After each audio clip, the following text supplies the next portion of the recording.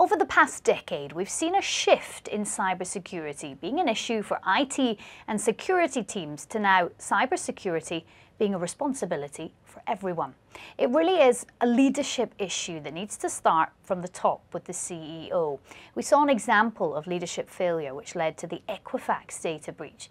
The 2 points of failure identified in a recent US government report were a lack of accountability and line of authority in its IT management structure, and an aggressive growth strategy by the former CEO that resulted in a complex IT environment, some of which ran on legacy systems. Well, this is a strong example of the consequences of business strategy and the critical role that the CEO plays in cybersecurity today. Well, to talk more about this, we have Managing Director Steve Durbin of Information Security Forum with us. Steve, it is lovely to meet you. Great to talk to you. Business strategy and performance management have always been the key focus in boardrooms around the world. Are they starting to shift that and to include cybersecurity as one of their main priorities? They are, Julie, but it's a long old process that they're going through, and I think one of the real reasons behind that is trying to get across to business leaders the importance of cyber and indeed security specifically to the way in which they're then going to go about running their business. And security professionals really have to, I think, up their game in that area to really understand that what they might want to talk about needs to be spoken about in the language of the business. So it needs to relate to the strategy, it needs to relate to the business goals, the business objectives. So it's a combination of things, really. Yes, boards are becoming more aware, but security guys also need to be upping their game. So when we think of that combination of, as you put it, the security guys, making everybody aware of the risk, putting that strategy in place, what's a best practice? What's the best practice that's required at board level to even start talking about this being a long-term play? Well, I think the first thing that the board needs to do is really set out very clearly that cybersecurity is a business imperative for them. Now, that's very easy to do and actually quite difficult, I think, for a lot of boards to get their heads around, because it is relatively simple. What I mean by that is that if we look at the different elements of cyber today, they are pretty much embedded across a business. I'm not aware of any business today that isn't involved in cyber in some way, shape or form. Doesn't matter if you're a small business or a very large corporation. So the cyber elements are already there. So from the board standpoint, it's about then saying, okay, so perhaps this isn't necessarily new. This is just a different way in which we're delivering our business strategy. And if that is the case, how do I then measure the effectiveness of my management of that different method of delivery right the way across the business? So that is the first step, I think, coming to that realization. Once you've done that, then you can begin to drill down through the different levels of an organization and really look at what sorts of policies you need to have in place. From a board standpoint, what level of reporting do you require? You don't need to understand each and every component, but you do need to understand the different elements as they relate to the way in which you want to drive your business forward. Do you think sometimes complexity is a barrier? I'm just thinking about how many boardrooms there might be around the world where people perhaps privately sit there and they think, I just don't get it, I don't see how it all fits together. And because it perhaps does seem so complex, it then seems like, you know, a bit of a pain to put in place. I think so, and I don't think that from a security standpoint we've done ourselves necessarily any favours in that area, because there is a bit of a charm, I suppose, about the complexity related to some of these things. I think the other element, depending on which part of the world you're in when you look at a board, but very often board members aren't just working on one particular organisation, so they're spread across multiple boards. Now there's an advantage in that because they're gaining insight into how different companies are behaving, but at the same time we have to understand that their focus time is very, very limited. So from the security and cyber standpoint, what we have to do is to get the key messages across in a way that's easily digestible, that's directly related to the way in which the business is moving. And that probably is not going to be using the same set of KPIs or KRIs that we will be using within the security business. So we have to do that translation. Ideally, in every business, I'm guessing the ideal situation would be to have the very foundations of an organization imbued with this sense of cybersecurity, growing up, if you like, from the bottom. And I guess startups have an advantage there, don't they? Because they're not very often dealing with these legacy systems. But a lot of that is going to come down to the leadership, isn't it? So how can a CEO effectively manage all of this information and the systems that need to grow around it?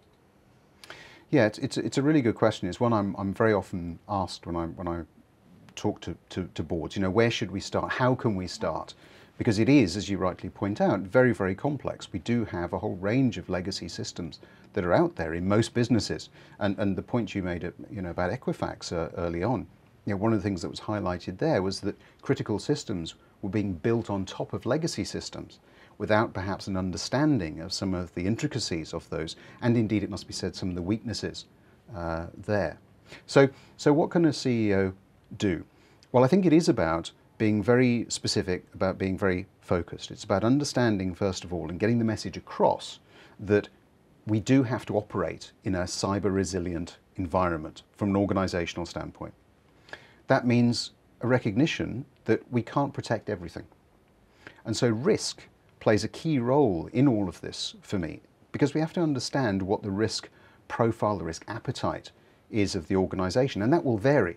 It will vary if you're a highly acquisitive, growth-focused organization, depending on which geography you happen to be operating in, or multiple geographies increasingly. So the CEO has to understand what that risk appetite is, and that's a board decision. Once you've got that, then you convey that across the different levels of business. Now, most business departments will be linked into the strategy. So you've defined the risk appetite, you've related that to the strategy. Now it's down to your department heads to really work out the role that they play in that. So where is security in all of this? Well, for me, security is increasingly the consultant. And they hate being referred to as that, incidentally. But for me, they're providing consultative advice and guidance. So if a business has a particular risk profile and is looking to grow fairly aggressively, then the job of security in that environment is to say, okay, if that's what we're going to do, these are the top 5, top 10 things we need to be mindful of. This is where you need to have us involved so that we can provide you with support along the way, rather than perhaps, say, at the end, once an acquisition has been completed, being brought in as the cleanup crew. So it's about early engagement, direct line of sight from risk appetite, boardroom, through departments to security, using them as a consulting operation. And also making sure that you do have the basic cyber hygiene ticked and sorted out. So it is about your policies, your processes, technology that you're using. So, as you begin to unpick all of this, I think you really do begin to understand that it's a massive task, irrespective of size of organization. And so the only way that you can ever overcome such a huge task is through collaboration, by working together, by being very clear on what it is that you're trying to protect, and by putting in place some very strong processes that allow you to really convey those messages right the way across the enterprise. I think the phrase you use, cyber resilience, is an important one, isn't it? So cyber security means something to people, but I think to have an organization that has this feeling of being flexible and resilient is something that I can imagine would really appeal to a board. Just want to talk for a little bit about the information itself. So many businesses and organizations are dealing with this vast amount of sensitive information, of data. And I guess another role of a CEO, of course, is to be able to assure all the different stakeholders, whether they're customers or users or an audience, that actually it's being handled sensitively and safely. That's another big task. It is, particularly if you look at two challenges for us, and that is volume of data, which is increasing exponentially, and velocity, the speed at which we're sharing it, and across so many different platforms as well. So again, I think for very many people, if they look at the information flows across their organization, it can be very overwhelming. What we talk about at the ISF is really focusing on what we term the crown jewels as a starting point. So it's about understanding what are the most critical elements of information for your business, without which you wouldn't be able to exist. And again, different organizations will have different levels of information, categorization, and so on. But you start with the most important. And how are you protecting those? Increasingly, of course, that will involve the way in which you share it with third parties. Maybe you have a cloud-based strategy where you're storing information in the cloud. Maybe you have a diversified manufacturing and research operation, where again you have different suppliers. So by focusing on the importance of the information, you can then begin to track that through these different layers and try to put in place a consistent level of security. What you then do from there is begin to move down into the other areas. But let's be realistic. You know, you're probably not going to have time to cover off all of those different areas. And so understanding what is most important and what isn't is key to success in that space. A lot of organizations share information that is of no real value, actually, outside of the enterprise. And so by focusing on what is important, I think that gives you a bit of a head start in terms of where you ought to be putting your resources. Because let's face it as well, the resources are pretty limited in this space. From your perspective, being aware of the operational models of different organizations and businesses, would you say right now there's more of an awareness gap or an action gap when it comes to really getting to grips with cybersecurity and developing that cyber resilience? It's a good question, and I think my answer is that it depends on the organization. So we do see some industries, for instance, that are very advanced from an awareness standpoint. I'm thinking of financial services.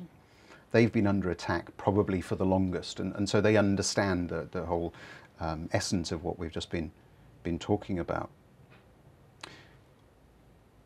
There's no doubt as well, though, that understanding and being able to do something about it are two entirely different things. And so that action piece takes us into a whole different realm. We have to think about what resources we might need to do that. Do we have them in the right locations? Do we have the right skill sets? How do we attract those skill sets? Where can we get those skill sets from? So I think that awareness is rising. That in turn leads boards, CEOs in particular, to be able to say, okay, we now understand the problem, but the resourcing is then another issue.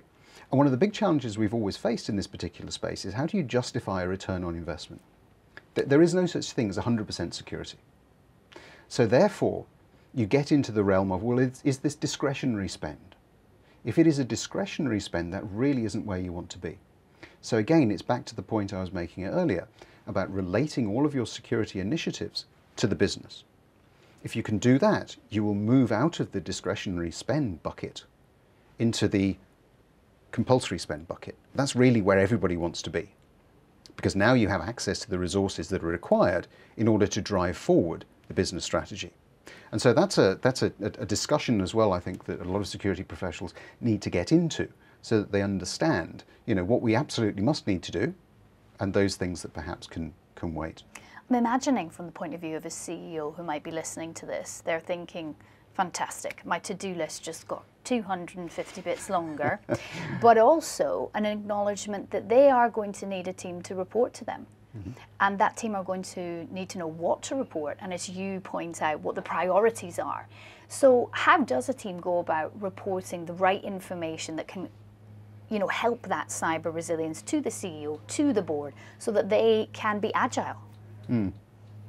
Yeah, and again, a lot of organizations struggle in this particular space because I think what they are using from the security standpoint is a set of KPIs or KRIs that relate very specifically to the way in which they run their part of the business. And so what is important is to understand from the board, from the CEO, how they want those things reported up. And very few people have that conversation. It's helpful if you have representation on the board. Maybe that's through the chief risk officer, maybe it's through the chief financial officer. There are a number of ways in which security tend to report into the board these days. But it's about understanding what it is that makes sense to them and then translating your set of measurements into something that is meaningful from a business standpoint. And cyber resilience, I think, comes into its own in that space, because what you're trying to do is, yes, report, but what you're also trying to do is to make sure that come the day that you have an incident, whether it be a large-scale breach or denial of service or whatever it might be, that you're able to get your business back up and running as quickly as possible.